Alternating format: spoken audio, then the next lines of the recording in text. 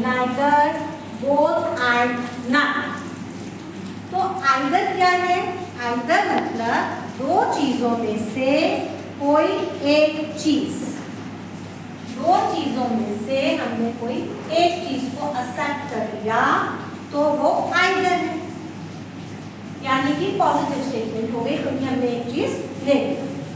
Neither क्या है? Neither में भी दो चीजें हैं लेकिन both options are not accepted.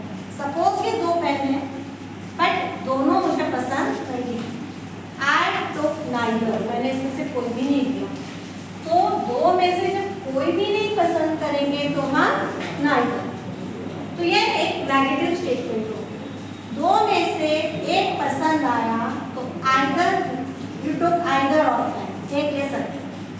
लेकिन दोनों में से कोई भी नहीं लिया, I took neither, zero. Then both, both भी क्या है? दो है, लेकिन दो पेन में से सामने वाले ने दोनों ले लिए। आई टुक बोथ पेन्स, मतलब दोनों ले लिए।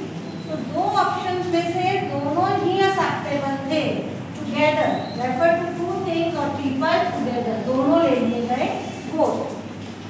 And then none, when more than two options are not accepted. इन तीनों में दो दो है लेकिन नन में क्या है? मोर देन टू, दो वस्तु या दो प्लेसेस से ज्यादा हो, ठीक है, लेकिन हमने उसमें से कुछ भी नहीं लिया, zero. Not one is selected, है तो हमारे पास दो बहुत सारी चीजें हैं लेकिन चार है हमारे पास, लेकिन हमने इसमें से एक भी नहीं लिया। नन ऑफ दीज पेन्स, ठीक है, इनमें से कोई भी अच्छा नहीं काम कर रहा। None of these pens works properly, clear? तो हमारा नाइदर और नन नेगेटिव स्टेटमेंट है जिसमें हमने कुछ भी एक्सेप्ट नहीं किया, लेकिन आइदर और बोथ हमारे पॉजिटिव स्टेटमेंट्स हैं। आइदर में हमने दो में से एक को चूज कर लिया है और बोथ में हमने दोनों में से दोनों को चूज कर लिया है। इसको हम समझेंगे कुछ एग्जांपल्स से।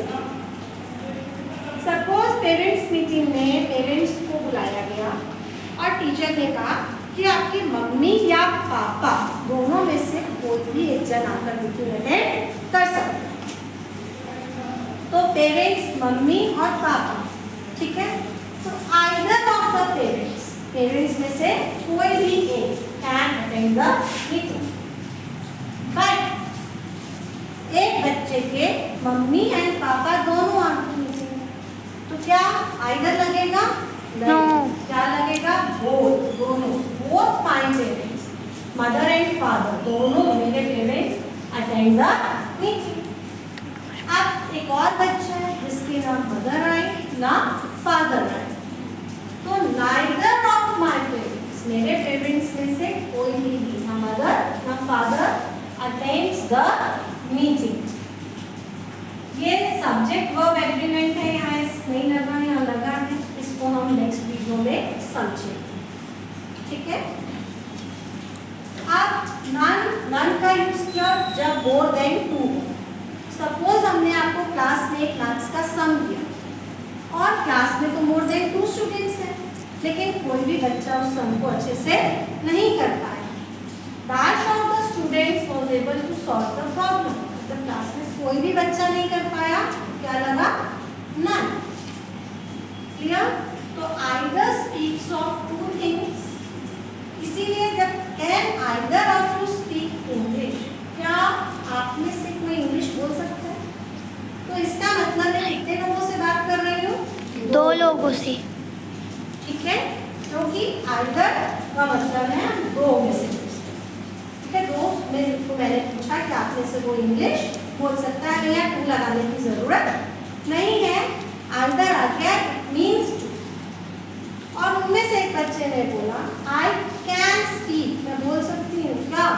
बोथ इंग्लिश एंड तमिल, दो भाषा में, तमिल भी और इंग्लिश भी, तो दो बोल सकती है, दोनों में से दो, तो both English and Tamil. Next, that of my brothers is a doctor, तो हमने इधर नाइदर लिखा, इसका मतलब मेरे दो भाई हैं और दोनों में से एक भी डॉक्टर नहीं है, यहाँ में टू नहीं जरूरत। ज़रूरत है लगाने की, बिकॉज नाइदर बता रहे हैं हमें कि दो भाइयों की बात हो रही है। अब ड्रेस फिटेड है, किसी को पास 10 ड्रेसेस हैं और उसको कोई भी ड्रेस अब नहीं आ रही, सब टाइट हो गई है, तो 2 ड्रेसेस तो होंगी नहीं, 2 से ज़्यादा ही होंगी जो उसको फिट नहीं आ रही।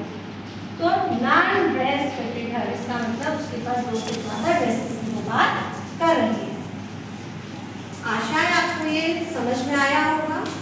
और अब हम आपको कुछ सेंटेंसेस दे रहे हैं और आप उसको कमेंट बॉक्स में इसके आंसर्स डालें और कुछ भी प्रॉब्लम हो तो आप कमेंट बॉक्स में लिखकर हमें भेजें, हम आपका उस प्रॉब्लम को सॉल्व करने की कोशिश करेंगे। तो do yourself, would you like T और coffee? Dash is fine, either, neither, none, both. He bought 2 pens but Dash wrote properly. I took the test twice and failed Dash times. Dash of my 4 daughters looks like me. Thank you.